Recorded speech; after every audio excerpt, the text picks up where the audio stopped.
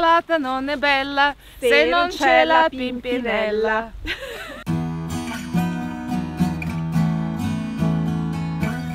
Quando andiamo a scegliere un terreno, questo è un aspetto che in genere non consideriamo, ma in realtà le erbe che ci crescono sopra sono molto importanti. Uno, perché le possiamo utilizzare per la nostra alimentazione, due, perché ci raccontano tanto sulla qualità del suolo. Guardate che allora la prima impressione... Si vede che questo terreno è stato abbandonato da parecchio tempo, forse prima era anche molto coltivato, consumato, vedo prevalenza di poaci.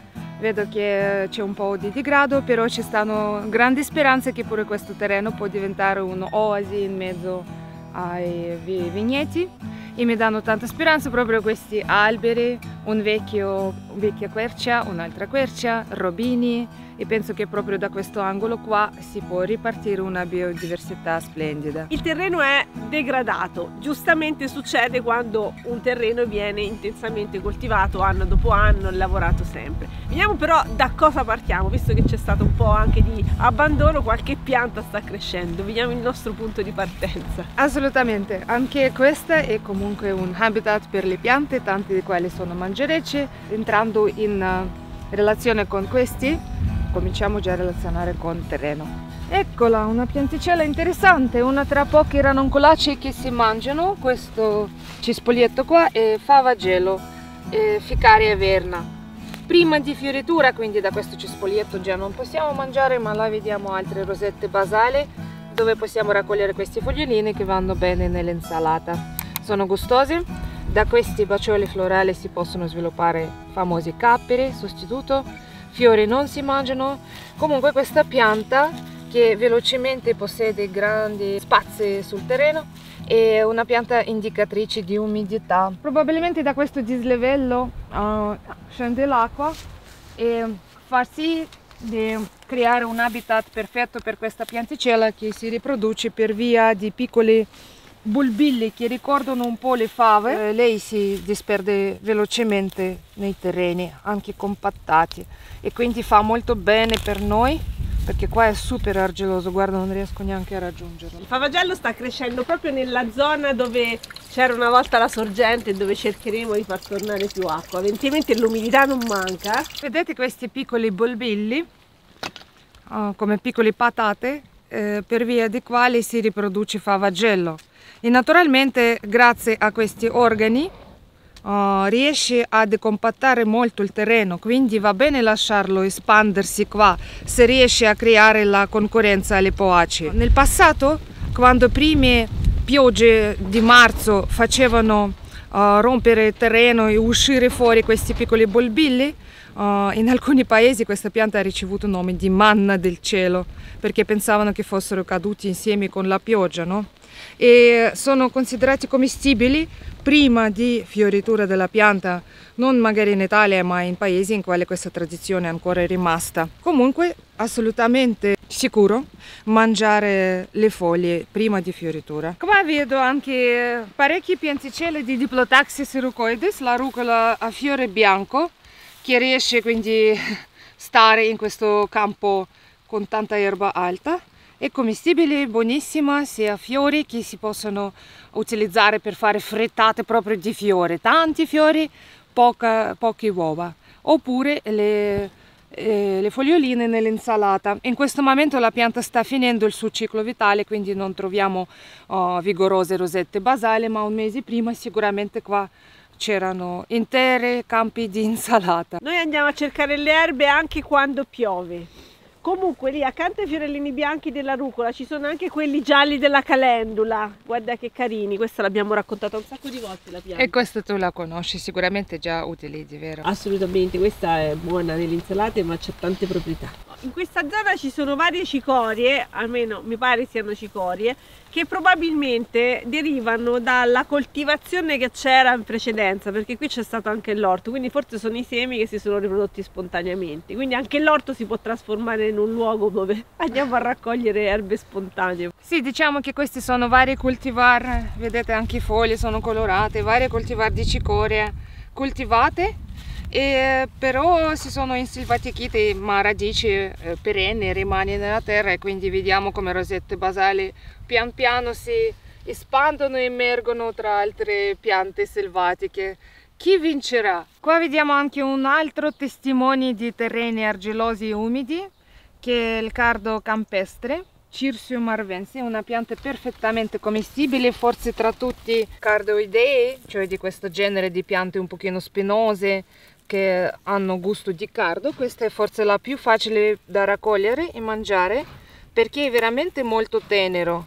Vediamo qua spine che sono abbastanza tenere, e cucinando queste piccole piante così, perché noi non vediamo qua vere rosette basali, la grande radice che sa strisciare dentro il terreno fa origine a nuove pianticelle. Possiamo proprio seguire dove passa radice. Ecco, ecco, ecco, e qua tra poco sarà una foresta di cardi, ma possiamo raccoglierli anche adesso, visto che pianta comunque ce la fa con la radice.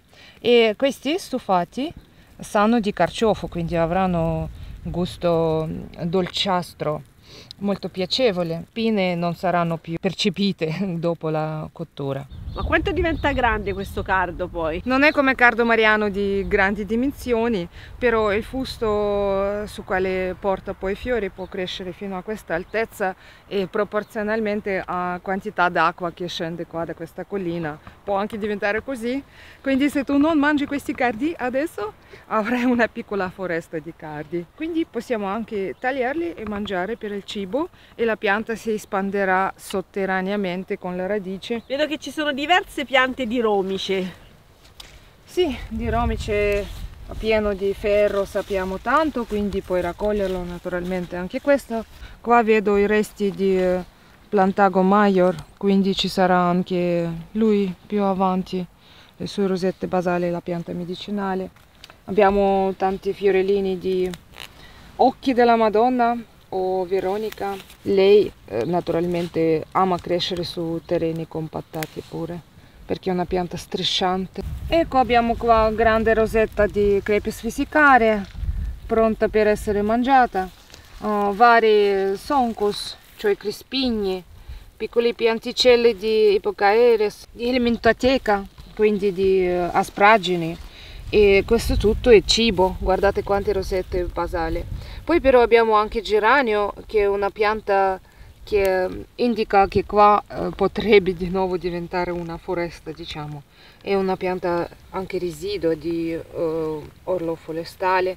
È bene che ci sta lei, perché così fa una nota un po' più nobile a questo prato calpestato. Qua abbiamo Crepes sancta, che cresce dappertutto, anche su terreni super poveri e di qualsiasi reazione. E qui ho trovato una bietola, anche questa residuo del vecchio orto, quindi anche le bietole si possono inselvatichire. Guarda, vedi questa rosetta basale qua? È la sepola canadense, per noi è una pianta perfetta mangereccia che sa di peperone, abbiamo parlato varie volte.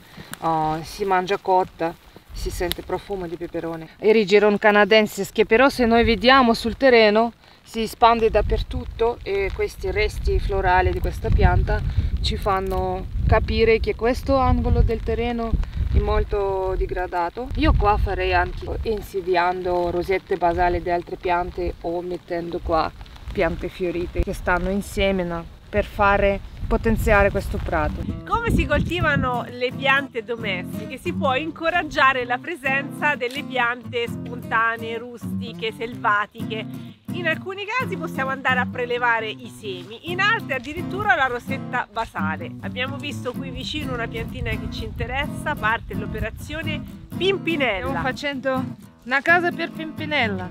Possiamo prendere Pimpinella per il fatto che è una pianta perenne, quindi ha una radice perenne, e mi potrebbe piacere questo nostro terreno, e cominciamo a fare biodiversità. Benvenuta alla Pimpinella!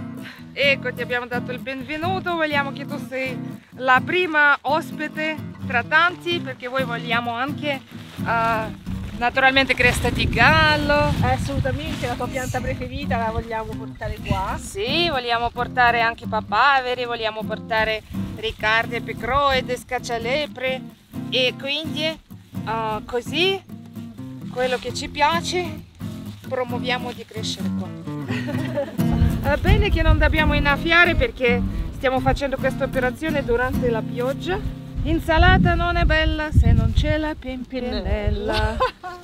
Questa è una pimpinella, mamma. Darà origine a piccoli pimpilini. Onde evitare errori che ci andiamo a tagliare proprio la pimpinella appena trasferita, ci mettiamo un bel fiocchetto. Abbiamo visto che il campo è, diciamo così, stressato, è stato lavorato per tanto tempo, un po' come tutti i nostri terreni agricoli, ha bisogno di essere rigenerato. Quindi faremo i nostri interventi, tra virgolette, agronomici, aggiungeremo piante, faremo eventualmente un orto, ma la cosa interessante che abbiamo pensato oggi con Watec è di portare anche le piante spontanee che ci interessano. Ma il discorso è molto semplice, questo terreno situazione non è così disperata, perché comunque ci sono tante piante, ancora ci stanno varie varietà delle piante che possiamo mangiare, mangia quello che c'è, introduci quello che ti piace da mangiare e piante si fanno la loro strada da sole. Possiamo introdurre seminando le piante spontanee o trapiantando direttamente le rosette basali e poi vedremo quello che riesce qua a potenziarsi e sopravvivere e sarà in futuro un prato commestibile ancora maggiormente. Se avete consigli sulle piante spontanee da portare nel nuovo campo, li accettiamo volentieri. Sì, scrivete quello che vi piace da mangiare o da vedere belle fioriture. Grazie Watec, grazie a voi che avete visto il video, ci vediamo al prossimo. Ciao! Ciao! L'insalata non è bella se non c'è la pimpinella.